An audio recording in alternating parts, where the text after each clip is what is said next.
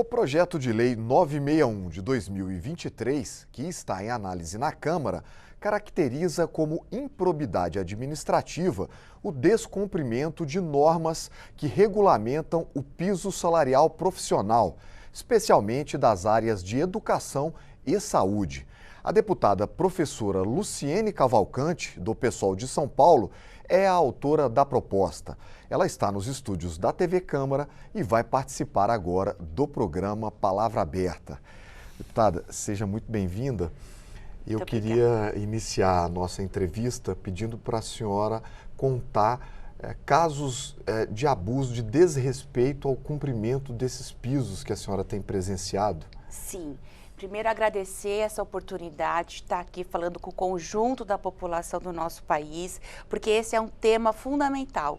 Quando a gente fala do descumprimento de uma legislação que garante o mínimo, o pagamento mínimo, no caso dos profissionais da educação, R$ 4.420,55, que os prefeitos e os governadores não cumprem uma lei que existe desde 2008 e é sistematicamente descumprida em todos os seus aspectos. A gente está falando de um descaso com a educação do nosso país e não há como a gente avançar no nosso país sem a gente colocar na centralidade das políticas públicas a questão da educação. E esse é um tema fundamental e de preocupação de todas as famílias do nosso país. Então, muito importante a gente estar debatendo aqui.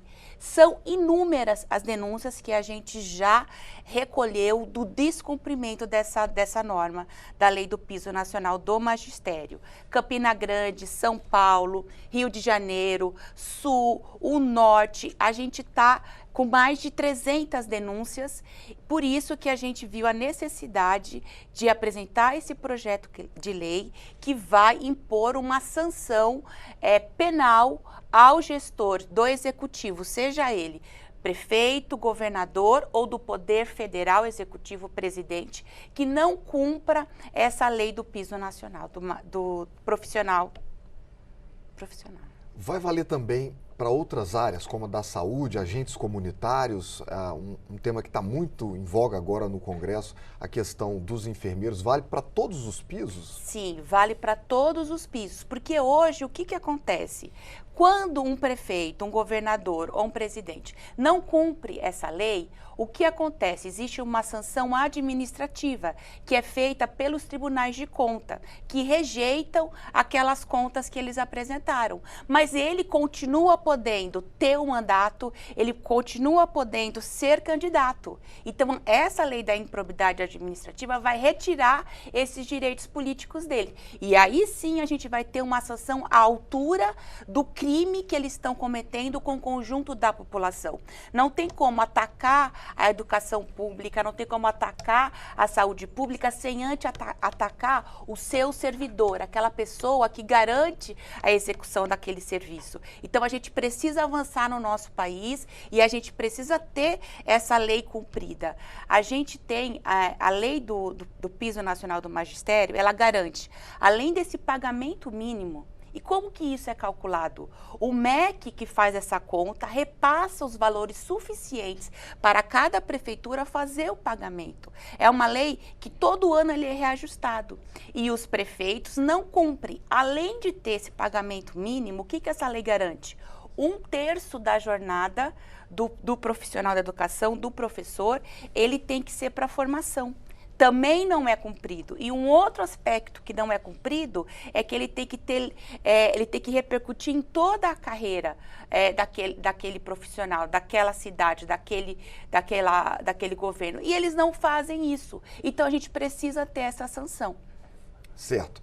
A senhora disse que foi criado um site, uma espécie de forma de controle. Explica para a gente essa iniciativa. Isso, o nosso mandato, a gente, além de ter apresentado esse projeto, além de ter feito audiências com o Tribunal de Contas da União, do Estado, além de a gente ter procurado o MEC, a gente fez uma audiência pública aqui pela Comissão de Educação, a gente também criou um site onde os profissionais de educação podem ir lá e denunciar que a sua cidade, que são mais de 5 mil, né, municípios, não está cumprindo essa legislação.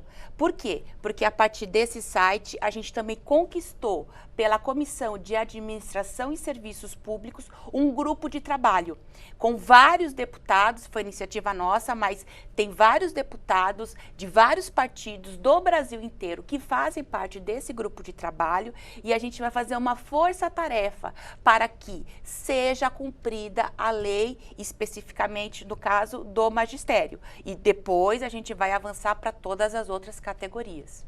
A senhora tem noção do porquê que isso acontece? Quer dizer, uma lei é aprovada, mesmo assim os gestores insistem em descumpri-la. O que acontece? O dinheiro é investido em outras áreas? O que pode estar acontecendo? Porque quando você investe o dinheiro na valorização do profissional, não tem como ter caso de corrupção. Você pega aí o escândalo do kit de robóticas que está acontecendo, né? Quer dizer, que foram comprados esses kits, um número enorme de dinheiro desviado. Então, muitos gestores, eles preferem investir em outras áreas para fazer outras coisas do que investir na valorização dos profissionais. E o que diz a ONU, o que diz a Unesco, todos os pesquisadores que estudam educação? O que faz diferença numa escola? Qual o principal valor de qualidade de uma escola? É a formação, é a dignidade daquele profissional, porque é ele que faz a mediação do conhecimento com aquele estudante, é ele que vai fazer a diferença. E também existe uma elite no nosso país que não quer o povo com uma educação de qualidade. Então, não tem como você destruir a escola sem antes destruir o profissional. Então, como é que você destrói uma pessoa? Você não respeitando ela, você fazendo assédio e você não pagando o mínimo, porque, gente, R$ 4.420,55 por 40 horas de trabalho, a gente está falando aqui de um mínimo. É o mínimo, não é o teto, não é o máximo. E mesmo assim, infelizmente, no nosso país, a luta em defesa da educação é uma luta constante. A senhora é professora de rede pública no estado de São Paulo, está deputada atualmente, né? Diz que foi a primeira, a senhora estava me contando que foi a primeira professora de escola pública a conseguir chegar ao parlamento brasileiro. A senhora já vivenciou na pele essa situação? Sim, durante toda a minha carreira. Porque eu entrei na rede pública concursada com 19 anos. Eu fiquei 23 anos no sistema público de educação no estado de São Paulo. Hoje eu cheguei ao cargo de supervisor escolar. Saí dia 31 de dezembro da escola para chegar aqui no Congresso. Então, a gente lutou e luta por dignidade, por salário, o tempo todo. Nesses 23 anos, todos os anos a gente fez mobilização, conversando com a comunidade, mostrando que esse descaso com o profissional é o descaso também com o estudante, é o descaso com a população. E somos nós, professores, que estamos 200 dias por ano lado a lado com as famílias. Nenhuma outra instituição faz isso. A gente está com as famílias reconhecem e por isso que eles estão com a gente. E eles nos apoiam nessa luta. A senhora já iniciou a conversa com os pares para saber da viabilidade de aprovação? Sim, a gente tem uma ampla mobilização, há uma vontade muito grande de vários deputados, como eu falei, de diferentes partidos, de resolver essa situação. Porque, como eu te disse, Campina Grande está com esse problema, Rio de Janeiro está com esse problema, o estado de São Paulo, inúmeras cidades não cumprem também, o pessoal do Sul também tem esse problema. Então, é uma pandemia do descumprimento da lei do piso nacional. Então, a gente precisa se unir. E assim, veja bem, a gente acabou de votar o relatório do deputado Cajado, que incluiu o Fundeb no arcabouço fiscal. Foi ele que incluiu. A Comissão de Educação, ela é muito diversa, ela é muito plural, né? A gente tem ali pessoas de todos os partidos. E, com relação ao financiamento da educação, houve um acordo, houve um entendimento comum do conjunto dos deputados, que foi uma iniciativa equivocada do deputado Cajado. Então, quando a gente fala de alguns princípios da educação, isso, apesar das nossas diferenças, fica para fora. A gente consegue chegar num acordo com aquelas pessoas que, de fato, estão compromissadas com o nosso país. Porque falar de educação pública é falar do futuro do nosso país. Deputada, nosso programa está chegando ao final. Quero agradecer a sua participação.